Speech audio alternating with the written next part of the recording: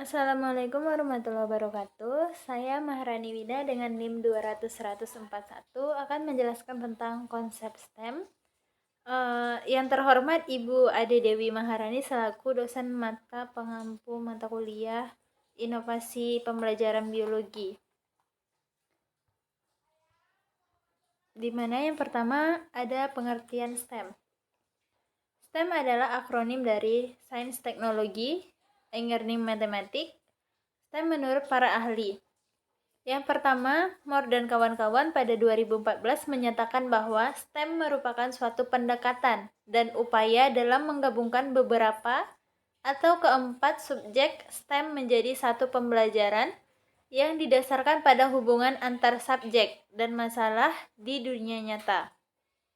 Menurut Calais dan Knowles pada 2016, mendefinisikan STEM sebagai pendekatan untuk mengajarkan dua atau lebih subjek STEM yang terkait dengan praktik secara autentik sehingga dapat meningkatkan minat belajar peserta didik. Sedangkan Sanders pada 2009 menjelaskan bahwa STEM merupakan suatu pendekatan yang mengeksplorasi dua atau lebih subjek STEM serta satu atau lebih mata pelajaran yang ada di sekolah. STEM merupakan suatu pendekatan interdisipliner di mana konsep akademik digabungkan dengan pelajaran atau permasalahan yang ada pada dunia nyata sehingga siswa dapat menerapkan sains, teknologi, engineering, dan matematik dalam konteks yang membuat hubungan antar sekolah, masyarakat, pekerjaan, dan perusahaan global, sehingga akan muncul kemampuan untuk bersaing dalam ekonomi baru.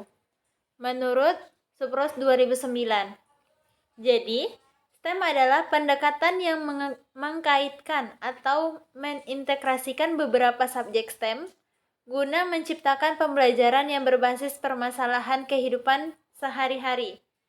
Dan dengan pembelajaran dengan pendekatan STEM ini akan dapat melatih peserta didik untuk menerapkan ilmu yang dipelajari di sekolah dengan fenomena yang terjadi di dalam dunia nyata.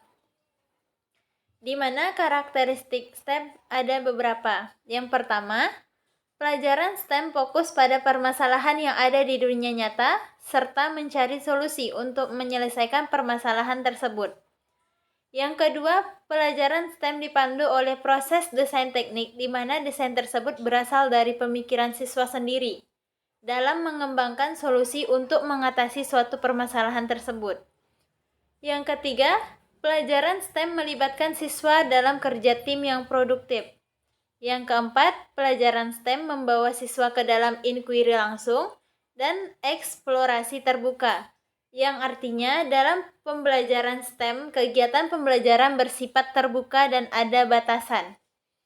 Yang kelima, pelajaran STEM mengintegrasikan konten matematik dan sains sehingga siswa menyadari bahwa sains dan matematik bukanlah mata pelajaran terisolasi, melainkan bekerja sama untuk menyelesaikan suatu masalah.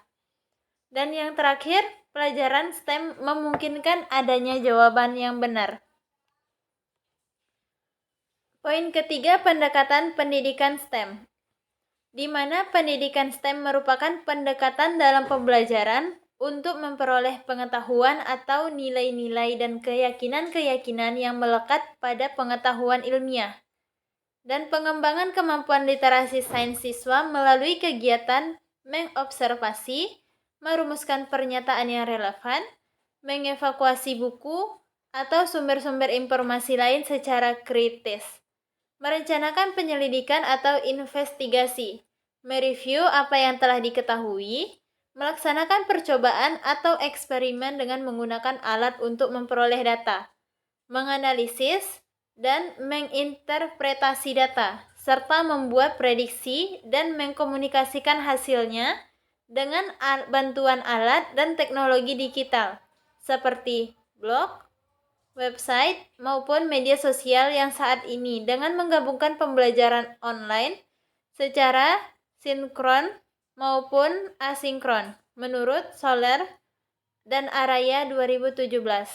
Di mana pendekatan pendidikan STEM ini terbagi menjadi 3. Yang pertama, pendidikan silo STEM, yang kedua, pendekatan STEM tertanam, dan yang ketiga, pendekatan STEM terintegrasi.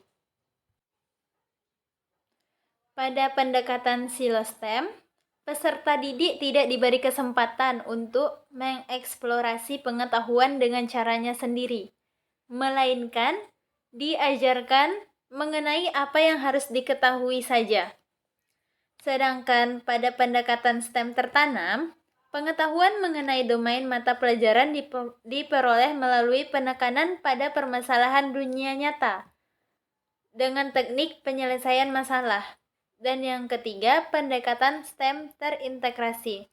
Berbeda dengan pendekatan STEM lainnya, pada pendekatan ini mata pelajaran tidak diajarkan secara sendiri-sendiri, melainkan saling terintegrasi satu sama lain.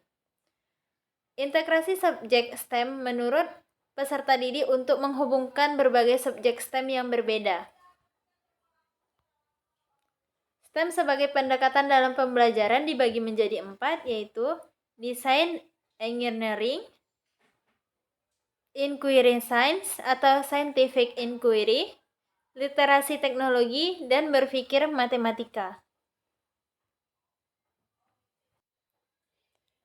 Pada desain engineering, penggunaan desain sebagai fasilitator dalam pembelajaran STEM merupakan hal yang penting untuk membawa keempat subjek STEM pada platform yang sama.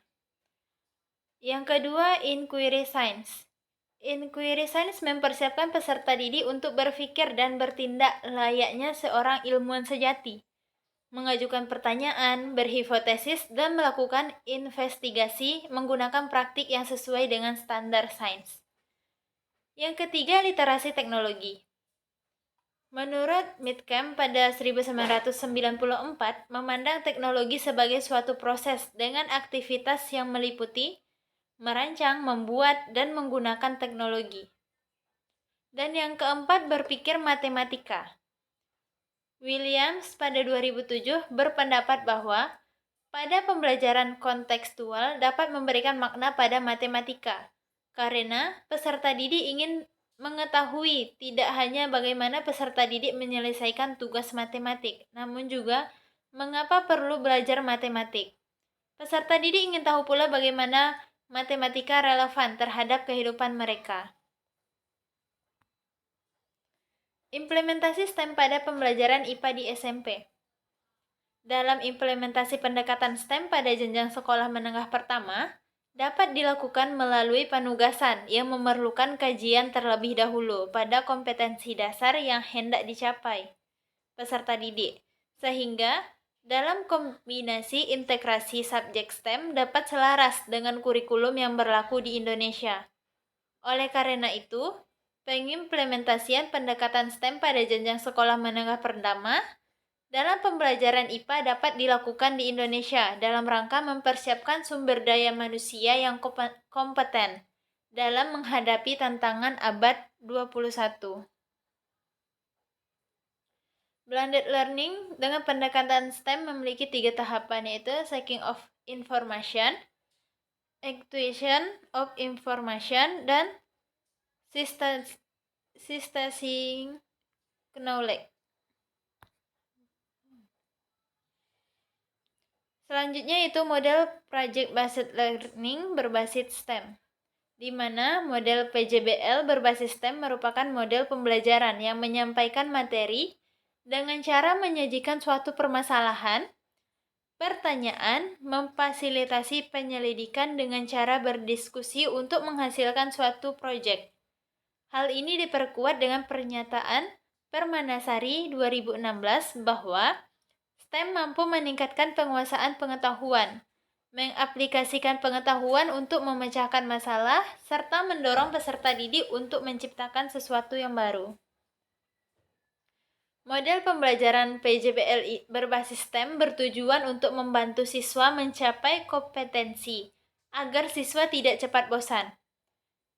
Pembelajaran STEM ini membantu suatu proyek dalam proses pembelajaran yang didukung dengan pengetahuan, teknologi, teknik, dan pemahaman matematika yang berkembang. Proyek tersebut berfokus pada pemecahan masalah yang berhubungan dengan kehidupan siswa, sehingga siswa dilatih untuk memahami dan menganalisis sebuah proyek. PJBL berbasis STEM meningkatkan penguasaan konsep siswa. Nah, pada project based learning siswa memahami konsep dengan membuat produk, sedangkan pada pembelajaran STEM terjadi proses perancangan dan desain yang membuat siswa menghasilkan produk terbaiknya, di mana integrasi aspek-aspek STEM dapat memberikan dampak positif terhadap pembelajaran, terutama dalam hal peningkatan hasil belajar siswa di bidang sains dan teknologi, menurut Becker dan Hart 2011. Sekian materi yang dapat saya sampaikan. Assalamualaikum warahmatullahi wabarakatuh.